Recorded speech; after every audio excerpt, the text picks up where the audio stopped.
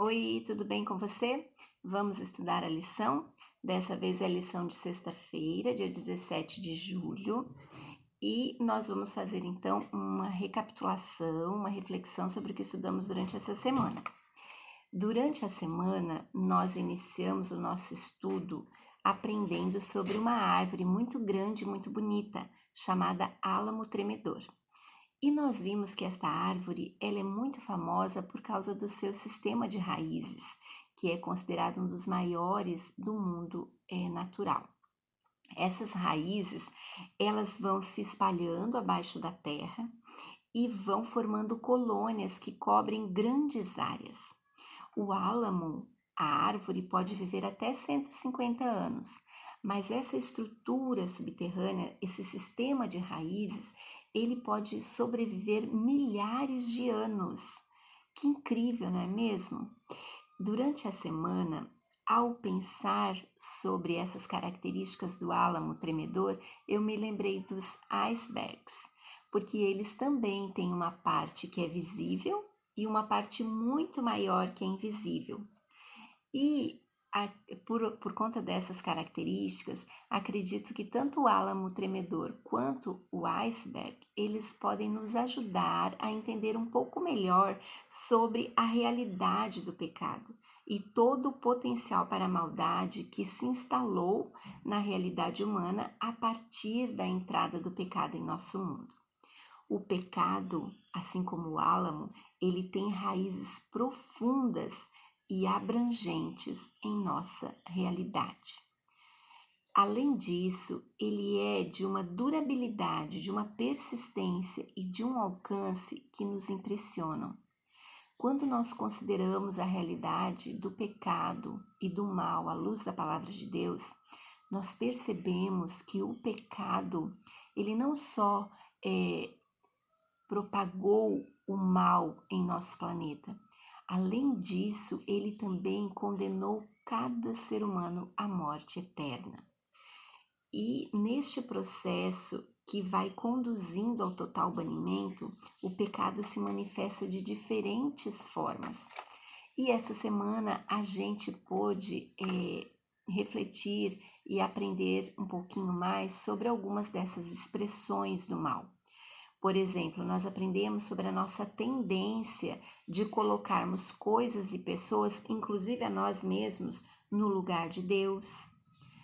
Nós aprendemos sobre o nosso potencial para vivermos de maneira egoísta, de maneira hipócrita, e sobre a nossa ambição desmedida e muitas vezes doentia, essa ambição que pode tomar conta da nossa vida.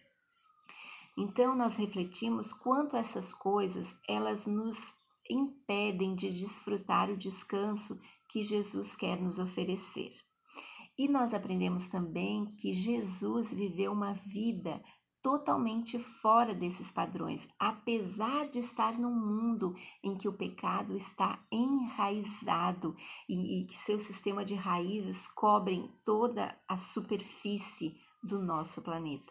Mas ele viveu uma vida fora de todos desses padrões de egoísmo e de maldade.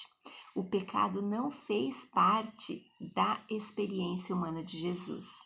Não havia raízes do pecado em sua vida. Mas como nós lemos lá em 2 Coríntios 5:21, nós lemos o seguinte, olha isso. Aquele que não conheceu o pecado, se referindo a Jesus, Deus o fez pecado por nós, para que nele, em Jesus, fôssemos feitos justiça de Deus. E aí a gente para pensar, né? Mesmo tendo vivido num mundo como o nosso, enraizado no pecado, arraigado no pecado, Jesus veio aqui e viveu uma vida de perfeita justiça, de perfeita submissão e de perfeita concordância com os propósitos e a vontade de Deus. Então, eu quero te perguntar, você tem alimentado a idolatria, o egoísmo, a ambição, a hipocrisia e outras expressões do pecado em sua vida? O pecado tem fincado raízes na sua mente, no seu coração, na sua conduta, nas suas palavras. Pode ser que essas raízes, ainda que escondidas, estejam espalhadas e já tenham tomado conta de grandes áreas da sua vida, talvez de todas as áreas da sua experiência. O único que pode resolver o problema do pecado sem se contaminar é Jesus. Então, ainda que você esteja com raízes do pecado profundamente arraigadas em sua vida, lembre-se disso. Jesus é o único que pode resolver o problema do pecado sem se corromper. E ele já fez isso vindo aqui, morrer em nosso lugar, e hoje ele continua fazendo sua obra por nós no santuário celestial. A vida perfeita de Jesus, de justiça, ela está disponível para nos transformar. E essa é a boa nova que a Bíblia nos apresenta. Pela sua graça e somente pela sua graça, nós podemos ser transformados à sua imagem e à sua semelhança, como no começo. O processo de relacionamento com Jesus visa esse objetivo mesmo, né? Restaurar no ser humano a imagem original, a imagem de Deus que foi perdida pelo pecado.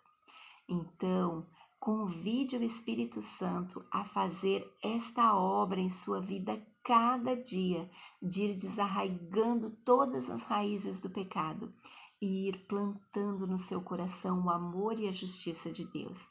E assim, com o amor e com a justiça de Deus, nós vamos nos alinhar aos propósitos do Senhor, nós vamos nos alinhar aos princípios de seu reino, e aí nós vamos encontrar descanso, o descanso que Jesus veio nos oferecer.